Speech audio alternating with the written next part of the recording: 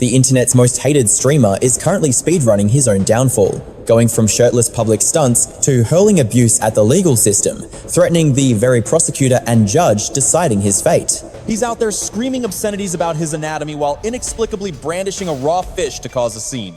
He literally said, "Tell the judge to suck it, I'll drop a fish at his mom's house, I don't care." Johnny is on a solo mission to completely implode, and at this rate, the dictionary definition for digging your own grave is just going to be a picture of his face.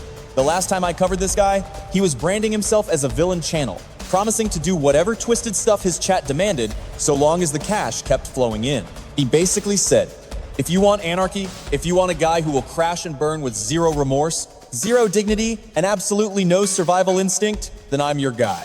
Unfortunately for the rest of the planet, he wasn't bluffing. Since then, he's spiraled into even deeper degeneracy, crossing every red line imaginable just to cling to the tiny scrap of fame he has left. And as if that wasn't awful enough, authorities in Korea are now investigating him for an offense so vile that it overshadows every other stunt he's pulled. We're talking about serious police custody here, with his case forwarded to prosecutors for potential charges involving minors.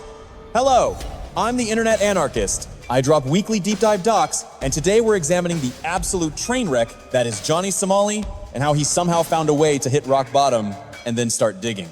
Plus, in a twist that makes zero sense, we'll see how his toxic behavior might paradoxically be paving the way for a better reality everywhere else. But until that silver lining appears, we're all stuck, dealing with a guy like Johnny who decided his rap sheet wasn't long enough and started terrorizing other streamers, just to add more charges to the pile. Nana! What's up, Nana?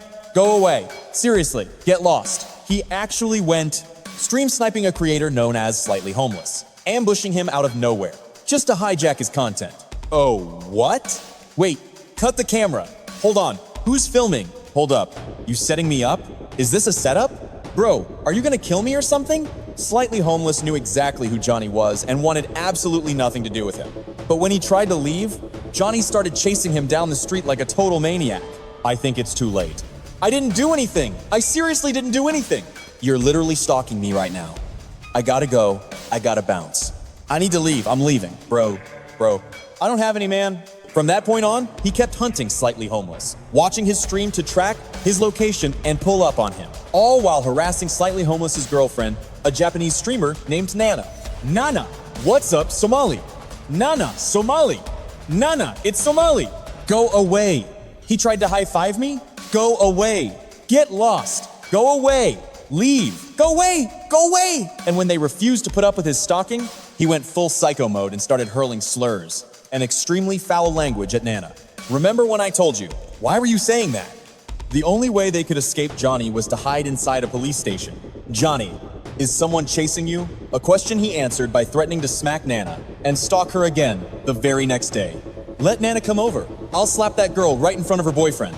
1 year in the slammer? Who cares? I am coming for that girl tomorrow. If Nana hits that go live button, I am hunting her down. You really think one little police report is going to stop me? If she is streaming, I will be there. Mark my words, it is happening. So they actually managed to file a report, and Johnny got slapped with yet another misdemeanor charge. But did that slow him down? Not a chance. Inside his twisted head, he is completely innocent. He is like, where is she? She is not even outside. He is arguing with the judge, claiming it was just some harmless dancing on the bus. He is literally asking, since when is shaking my rear a crime? Well, buddy, when you force it on strangers, that is called harassment. Congrats, you played yourself. This guy is officially losing his marbles. The reality of consequences is finally starting to creep in. So what does he do? He doubles down. He walks into a convenience store and blasts music at full volume, completely disrupting the business and everyone inside. Mind you, this is the exact same nonsense he is already facing charges for. Then he goes home and decides it is a brilliant idea to call the cops and argue about the report Slightly Home filed against him. With his buddy Hank backing him up, he tries to convince them the whole report is bogus. Like the police are just gonna take their word for it and drop everything right there. The scary part? He probably thought it would work, because when they did not buy it, he went ballistic, screaming at the officer, telling him to shut his mouth, calling him an idiot. And if that was not bad enough, the very next day, he is out in public, shaking his backside, wearing nothing but his boxers. He is screaming at bystanders, telling them to call 911, yelling at them, "Call the police right now, bro! Do it, call them! Police, police, get them on the phone right now!"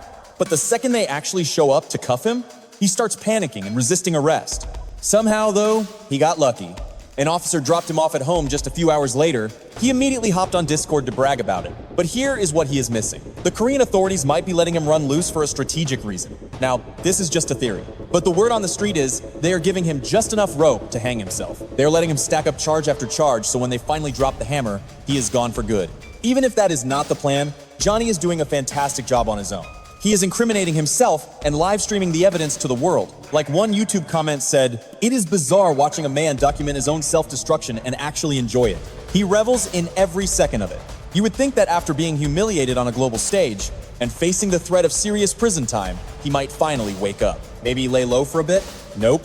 Johnny just keeps doubling down. He even threatened female officers while he was detained for that shirtless dancing stunt. He started ranting about women in Texas. And what makes this even sicker is that this is not new. He did the exact same thing to women in South Africa. He harassed female cops in Israel too, saying things like, "Do not touch me," or "I will slap you." He even referenced a certain politician, saying he would grab them just like he heard on the news. Then he spewed even more vile threats at the streamer Moxie, calling her a dirty, filthy mess, and telling her to keep his name out of her mouth while insulting her looks. But do not worry, he has a 200 IQ master plan to avoid jail. He is going to try to get diagnosed with bipolar disorder so he can plead insanity. He says, "Hank and I are going to a shrink here in Korea to get the paperwork done." Yeah, good luck with that. He's probably hoping the mental health card will save his skin, claiming he was diagnosed with bipolar disorder back in the States. But let's be real. While mental health might carry weight in Western courts, the South Korean justice system isn't likely to cut Johnny any slack, especially after he publicly confessed that he commits these atrocities solely for the paycheck. You ask him, why the racism? Why terrorize innocent people abroad? And he tells you straight up, "I do it for the cash." I've quoted him 1,000 times on this channel. He literally says, "I don't give a damn. I have zero morals. I am a textbook sociopath. I don't care about anything.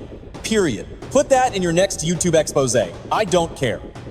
But even if you ignore those past confessions and look only at his actions since getting arrested in Korea, his behavior is more than enough to expose the absolute monster hiding behind the screen. When he isn't harassing locals or making disturbing threats toward women, he's on stream trying to intimidate the entire Korean government, claiming he's going to weaponize himself if they don't let him leave. He is explicitly calling himself a danger to Korean women. He bragged about his encounters while out on bail, admitting he refuses STD testing and actively intends to spread whatever he has to as many local women as possible. These threats might sound like the desperate ramblings of a man craving attention and drama, but as the internet has pointed out, maybe it is time the authorities treated this as a credible threat. He is a walking biohazard and a risk to public safety. That is bioterrorism, and it should mark him as an enemy of the state. I sincerely hope the Korean police and courts stop treating this like a joke. Hypotheticals aside, it is crystal clear that the authorities have zero intention of letting Johnny walk free, because reports show they have opened yet another investigation into his past antics. And this time, it is for a crime far more sinister than being loud and obnoxious in a convenience store or bothering pedestrians. This is a spicy new indictment, so buckle up and let this sink in.